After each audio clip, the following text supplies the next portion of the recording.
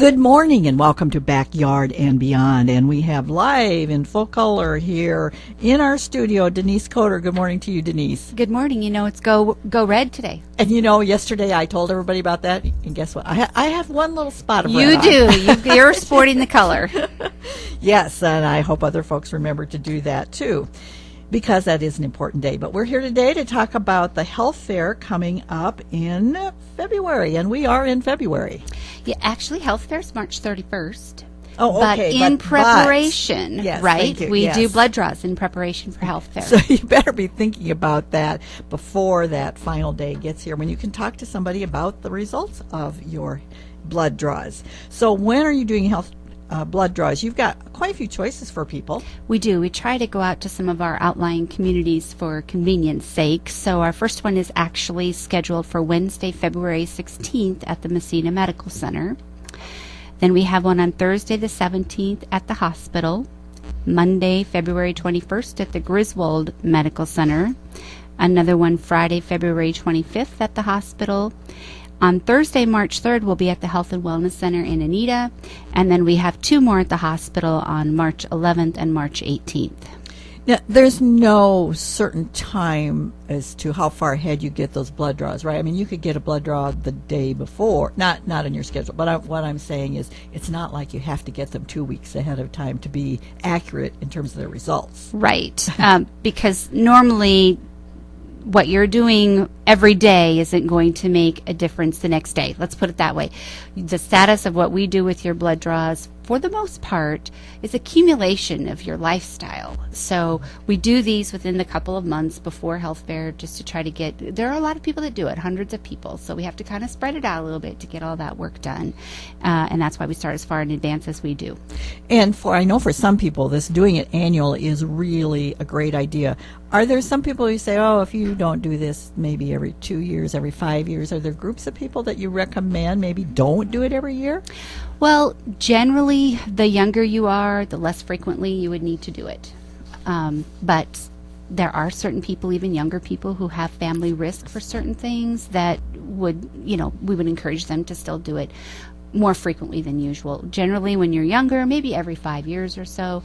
As you get older, depending upon your current status and that kind of thing, annually is not out of the question. Every couple of years might be fine too. Your physician, your healthcare provider, is probably your best guidance there as far as how often you need to have this done.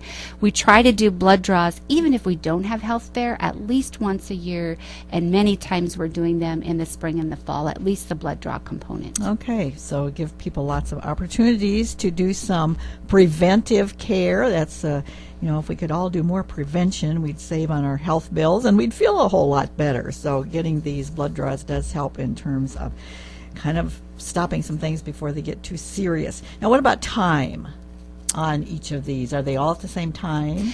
We schedule our appointments between 7 a.m. and 9 a.m., and there's a purpose for that. And I know some people aren't morning people, but before you have your blood drawn, we really want you to be fasting. So that means no food and generally no drink for 8 to 12 hours before you have your blood drawn. So you eat supper or dinner, whatever you call it, the night before, and then nothing else until you have your blood drawn.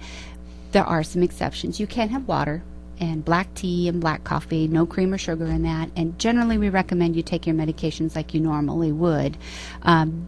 By fasting, we get the most accurate results. And so if you're going to do this, you might as well try and be as accurate as possible. Now, when you do the blood draws, you have quite a long list of things that you're going to be screening for. Right. Our general blood profile we offer for $35, and that includes the lipid profile, which does your total cholesterol and your triglycerides, HDL and LDL.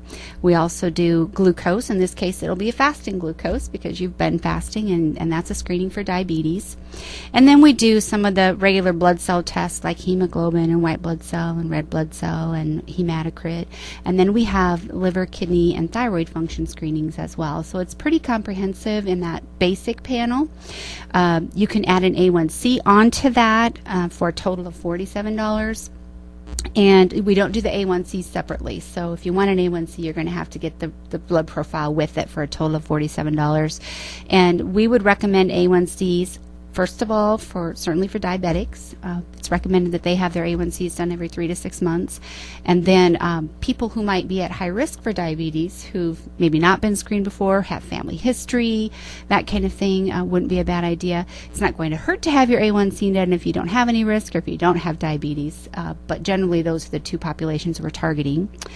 Then for men, we're offering, of course, the PSA test, the prostate-specific antigen test, which tests for screening for prostate cancer. And then finally, we have a new vitamin D test that we're doing this year. And of course, there's a lot of talk about osteoporosis, and you know vitamin D and calcium play an important role in that. So knowing your vitamin D levels is helpful in kind of determining your risk. And then vitamin D also plays a role in immunologic functions and also the musculoskeletal functions. So it's kind of a nice a new addition for us. We've never done it before, and that's offered for $30.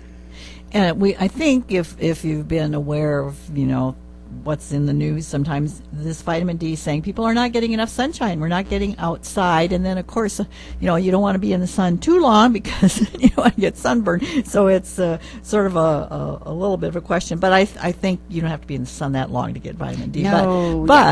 But if some people who have jobs where they don't get outside, or perhaps older people who don't go outside much, vitamin D could be a problem. And obviously, there's a reason for adding this. That there's some question about whether people are getting enough vitamin D. Right. And then A1C, does that stand for something? If it does, I couldn't tell you what it stands for. You just know it's related to diabetes. Right. But what it does is it averages your glucose levels over the past 2 or 3 months, and you get this average glucose level. And so it kind of, when we do our fasting glucose, it's just a static point. So that's what it is at any given time. And many diabetics need to test their glucose levels throughout the day. But the A1C does the averaging concept over 2 or 3 months, so we're able to get a good idea of what your average level was instead of that high and low fluctuation thing, so we can maybe see how your medication's working or that kind of thing. Amazing. Yeah, it's great. It's just amazing what our bodies do, and also now more and more information about what's going on in our bodies. But that'll never stop, I think. I think we'll only continue to grow. Yeah, right. Exactly. So now, if people have Medicare or Medicaid, how does that affect the payment here? Because there's several fees. Yep. This is only private pay. If you were to have these tests in a regular setting, going into our lab, getting them done, they would be considerably more expensive. We're able to offer at these prices because we're doing mass quantities and we run them all together, and it's a lot more cost effective. So we cannot bill to Medicare or Medicaid or any private insurance. So it's all private pay. Some people might have a flex spending account that they could get reimbursed from, and that's completely acceptable. That'd be something that they would do on their own. But when you come in, you would be expected to pay privately. And for that reason, when you come in and have these blood tests done, you do not go to admissions. We have a separate area set up. We do this completely separately. So again, we're not able to submit those to insurance like we would normally do. And talking about being separate and not going to registration, don't I remember you sometimes have a little snack also? Or sometimes.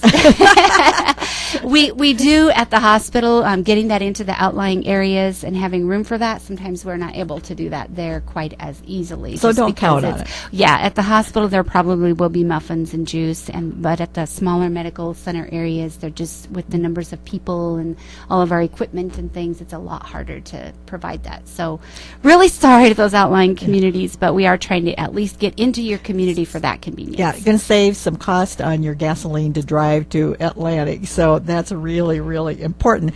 As we fill up those gas tanks and it's costing more and more, it doesn't take long to save some money there. So that's great that you are getting out there where people can maybe just make a short little trip instead of, if you come from Messina, that's about 30 miles. That's right. So that adds up pretty fast. Now, I think when you first started talking about this, you started talking about an appointment. Right. Many, many years ago, if you came to these blood draws, it would be first come, first serve, and we would have hundreds of people in a line waiting. And we've gone to making advance appointments. And so if you want to have your blood drawn on one of these days, we'd like you to call. This is a cell phone number, but it's 249-7070. And we'd like you to call between the hours of 10 a.m. and 5 p.m. if you at all can. If you receive the voicemail, you just leave your name and your phone number, and we'll give you a call back. We could be on the phone. We make hundreds of appointments, so this phone will be busy on and off.